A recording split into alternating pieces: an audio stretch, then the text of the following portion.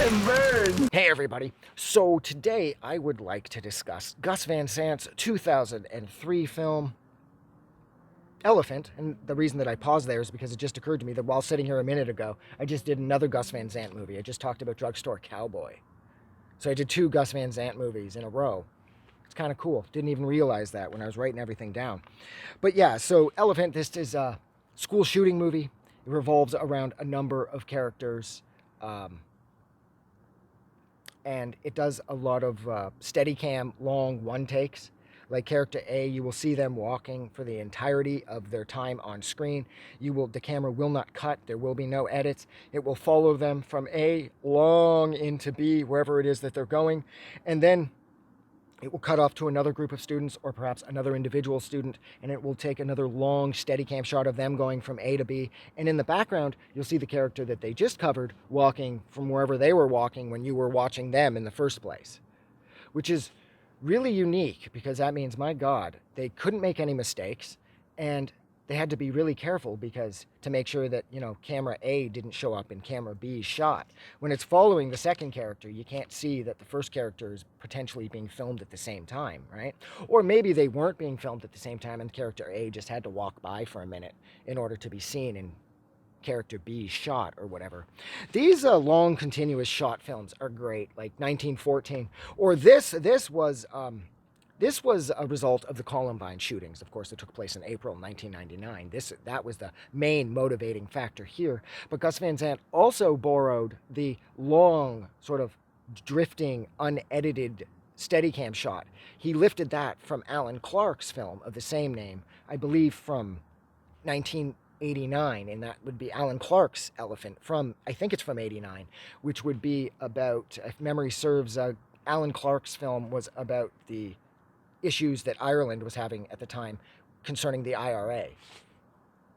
And it employs, like I said, the same Steadicam, long follow, no edits, no room for mistakes. It's just the character it's a long shot of them walking around wherever. And I liked that. I liked how, I believe the title is taken from an old Chinese proverb. I read that somewhere. It's like 5 blind men are in a room or some shit, and they don't know that there's an elephant in there, and they're all feeling it, and they're feeling different things. And whereas this is about the elephant in the room regarding like what's going on with kids in high school, much like I believe Alan Clark's Elephant was about the elephant in the room regarding the problems in Ireland at the time with the IRA. And so I thought it was cool that Gus Van Sant borrowed that from Alan Clark because I love Alan Clark. I mean, as much as I might hate the movie Scum, I love Scum. Technically, it's a really rough film to watch. The Borstal system was so fucked up in England back then. But that movie is absolutely terrifying. And and then Alan Clark did Elephant, of course. But my favorite Alan Clark film, hands down, has to be The Firm with Gary Oldman before he went all American. God, I love The Firm. That's like one of the best movies I've ever seen. But yeah, so what are some of the characters' names? Did I write any of them down? Yeah, the two shooters are Alex and Eric. And then there's John. John's the blonde kid that you see at the start of the film having to had to take over driving himself to school because his dad was attempting to do it drunk. He was hitting a number of cars on the way to John's school. And I liked that because it showed John's trauma at home. His father isn't a violent alcoholic. His dad's actually a really nice guy. But nevertheless, you can see how this is affecting John really negatively at the start of the film when he ends up getting in trouble for being late, but he was late because his dad was drunk and he had to drive himself to school and he had to look after his dad. And he eventually leads to John crying alone in an empty room in the school, which I totally get because of the pressure that he's under. And then it focuses on another student by the name of Michelle. She fucking bugs.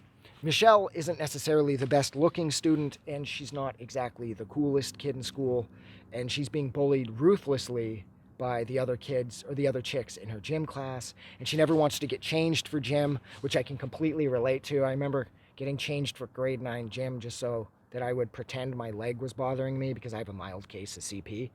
Show him, be like, yo, coach, my leg's all fucked up. And he's like, okay, Adam, you can sit on the bench today. Yeah, got to sit out gym. I fucking hated gym. So I hated getting changed. It just felt gross. So I understand why somebody who's being bullied by the people in her gym class, and probably just in school in general, could understand why she doesn't want to get changed in front of them. But then again, the gym teacher gives her hell for this and says that if she doesn't wear the pants tomorrow, she doesn't get changed, she's going to be docked points and marks or whatever. So Michelle has to compete with all of this. And then, you know what, that also gets me thinking about the casting of films like this. Like, Michelle was obviously cast to be like the ugly girl. And I'm thinking to myself, like, when the casting call's happening, and then, you know, you go in, you read for whatever, they give you another part like they always do. You read for part A, they give you part B. And they're like, oh no, you're perfect. You're going to play the ugly girl. And I'm wondering, like, if they frame that like that or not. Because I've seen a few movies. Like the chick in Juice at the record store at the start. She was hideous too. Now, I know they probably uglied her up a bunch. But nevertheless, I'm thinking to myself, like, when you're being cast for the role, they're like, oh, you're perfect. You have a horse face.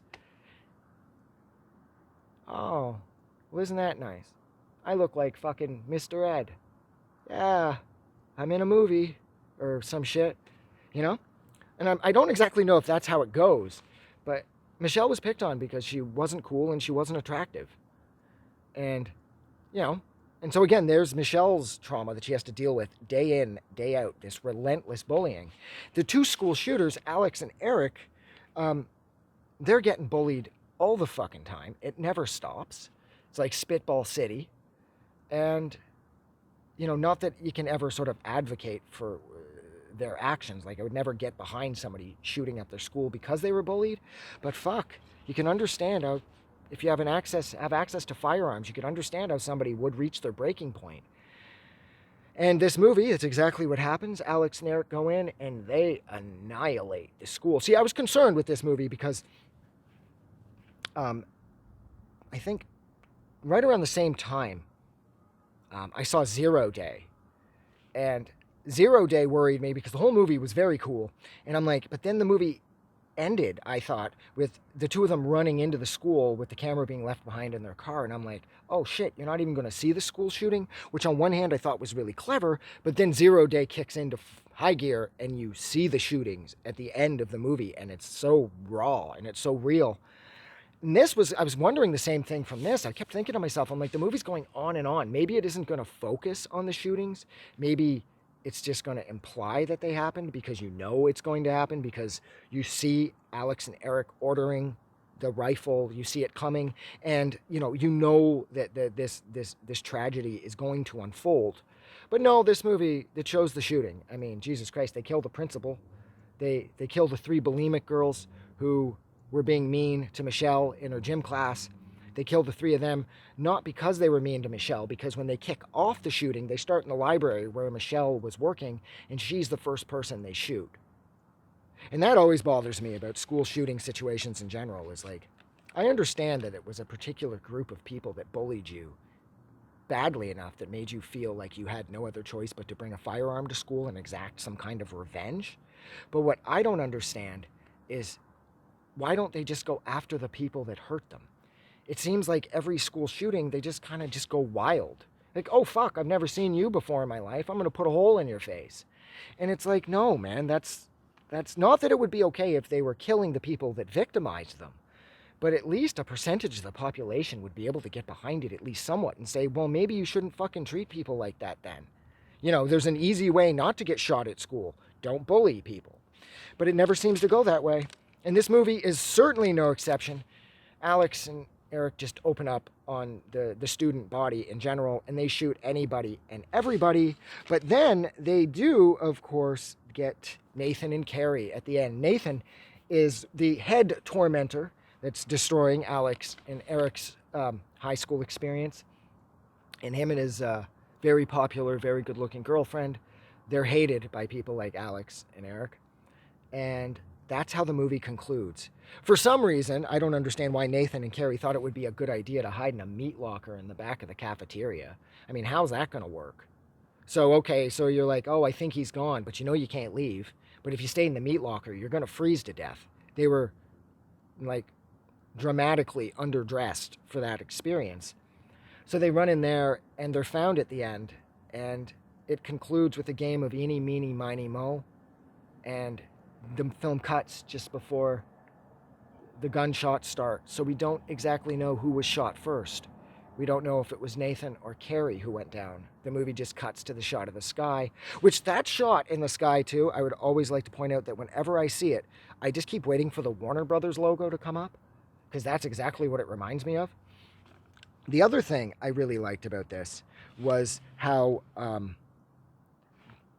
just before the shooting happens at the school, you see the sky again, but it's like the sky is experiencing some kind of storm, and you hear thunder rumbling, and then, you see the gun getting purchased, and you know that things are about to jump off.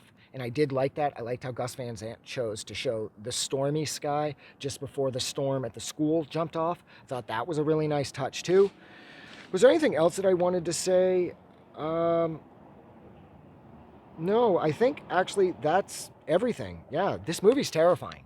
And it's terrifying because it's just so quiet, and the score is completely classical, and it's so pretty, you know? And the movie just seems so eventual. And the students, like that one kid that hears the gunshots, and the second he walks out into the hall, he gets hit. I mean, the violence is just so real, and it hits so right that this movie doesn't serve to glorify the violence in any way. It just shows how ugly and how quickly all of this shit can jump off. And I absolutely loved that too. This movie's perfect. This movie is so good, especially considering how it ends. I wonder who got shot first. I've always wondered that. But look, I'm going to leave it there. So thank you so much for hanging out with me, wow, for almost 12 minutes while I discuss Gus Van Sant's 2003 film, Elephant. Like always, if you like this review, don't forget to go and do something nice for somebody. But like always, most importantly, never forget that no matter what it is you're going through, no matter how many times you wake up feeling like you can't breathe and you feel like it's never going to get better and nobody understands you and what you're going through, I can fucking promise you there's 1,000 people, probably a hell of a lot closer to you, than you might realize, who are going through the exact same thing. So never feel alone, but never give up, because it's going to get better. I'm getting out of here. Have a good night.